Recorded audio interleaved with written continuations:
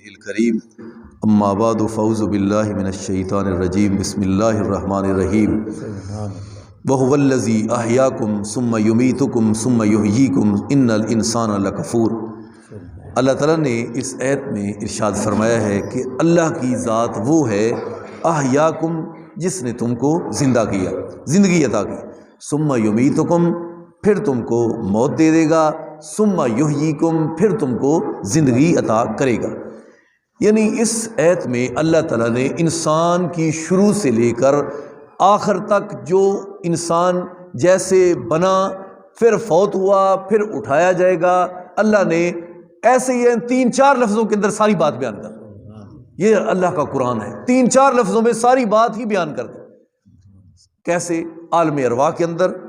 پہلے انسان سے لے کر آخری انسان تک جتنی مخلوقات پیدا ہوئی، انسانیت سب کو پیدا کیا،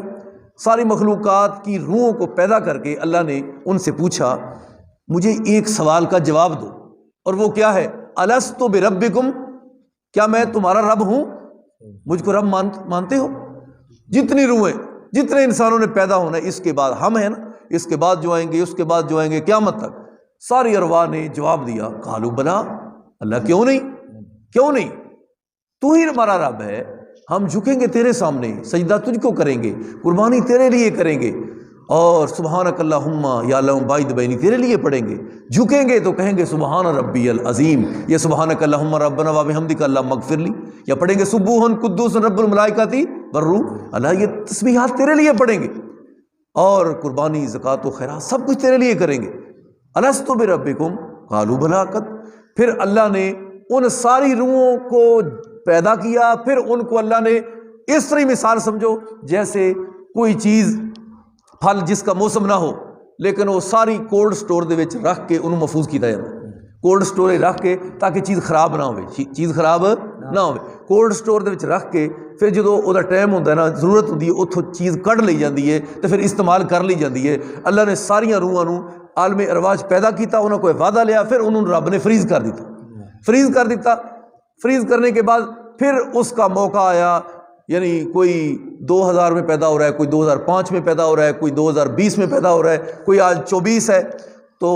پھر وہ جیسے جیسے اس کا جنین، اس کے جنین کے ساتھ وہی روح جو عالم ارواح میں جس سے وعدہ لیا تھا، اس روح کو وہاں سے اٹھایا، اس جنین کے ساتھ ماں کے پیٹ کے اندر اس کو ایسے نتھی کیا، پھر اس کو پیدا کر کے پھر دنیا میں لایا۔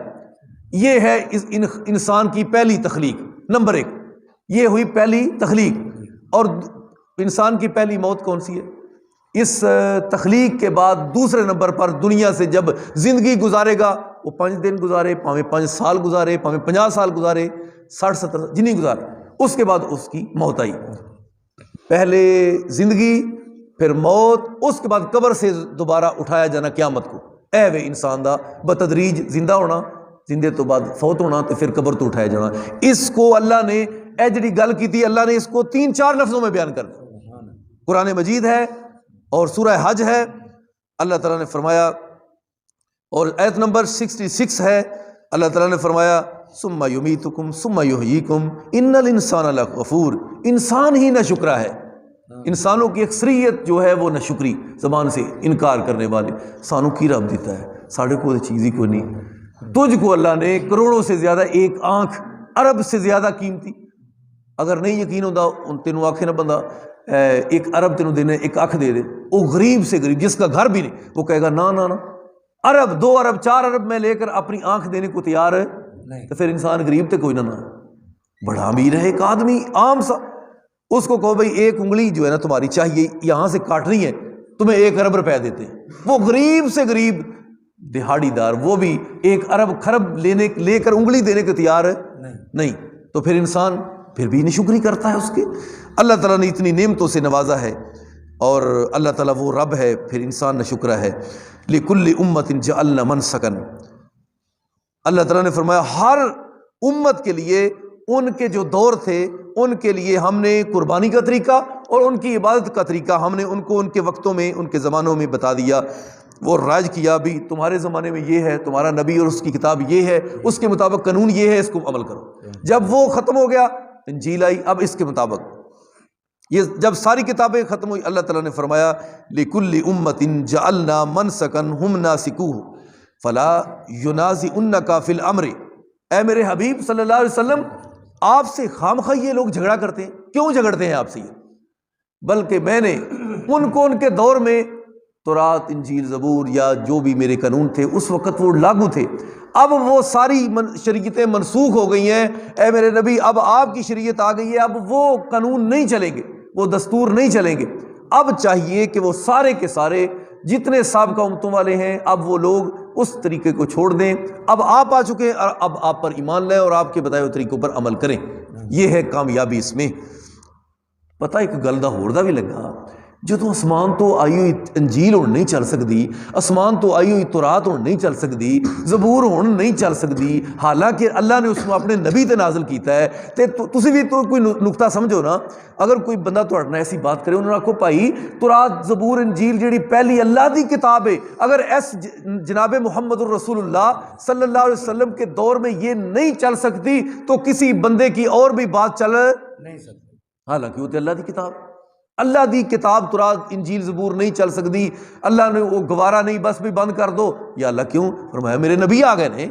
جناب محمد رسول اللہ کو میں نے قرآن دیا ہے، اب اس قرآن نے انجیل، زبور اور صحائف سب کو منسوخ کر دیا ہے، اب چلے گا تو یہ اللہ کا قرآن چلے گا، اس پر چل، اس تو زیادہ اس قرآن و سنت نو سمجھنے والی اور گل ہی کوئی، اس تو وڈی کوئی گل نہیں۔ جدو تورات انجیل نہیں چل سکتی تو پھر عام بندے دی جڑی گل بات فتواؤں کی میں چلے گا بھائی، اس کی کیا حیثیت ہے؟ جب وقت کا نبی فرمایا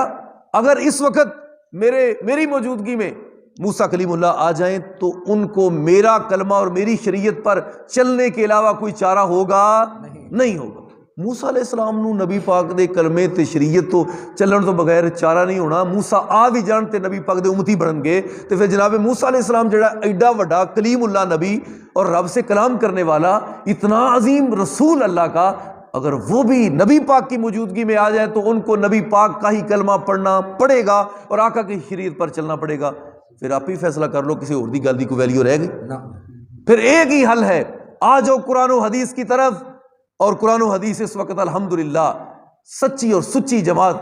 جو کوئی بغیر لالچ کے اور بغیر کسی کی جیبوں کی طرف دیکھنے کے اگر سناتا ہے تو وہ اہل حدیث جماعت، وہ قرآن و سنت سناتا ہے بس۔ الحمدللہ اللہ کی توفیق سے یہ اللہ تعالیٰ نے اعزاز ہم کو بخشا ہے، ہم کو اللہ نے اعزاز بخشا ہے کہ لو قرآن و سنت یہ تمہارے ذمہ ہے اور اس کو سمجھاؤ،